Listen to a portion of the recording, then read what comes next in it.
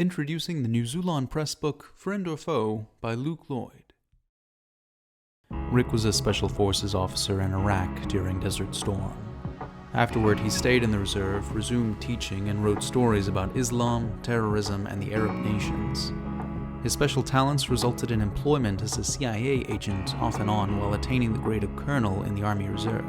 Rick understands the dangers of Islam, but never dreamed they would impact his life as they did. Christian friend goes missing in Egypt, wife panicky after threats. Jihadis are ruthless murderers, infidels are shown no mercy. Is there any hope for Ramsey? His lifeless and beheaded body was placed on gruesome display in front of a church south of Cairo. Why?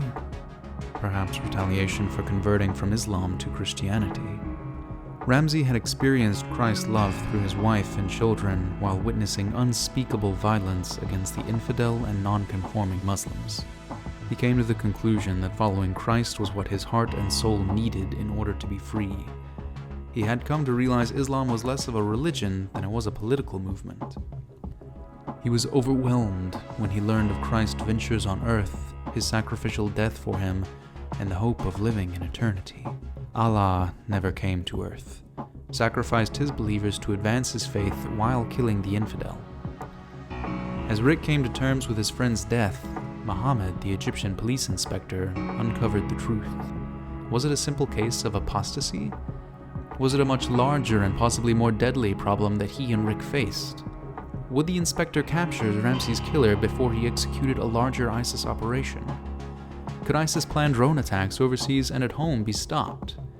You must read this riveting book to find out. A fellow officer states, "I realize your book is a real primer to all subsequent reading. I wish that I had been so well informed earlier. I could have had a much stronger and wiser voice in the various arenas I participate in." Friend or Foe by Lloyd is available at Christian bookstores and online. Purchase it today.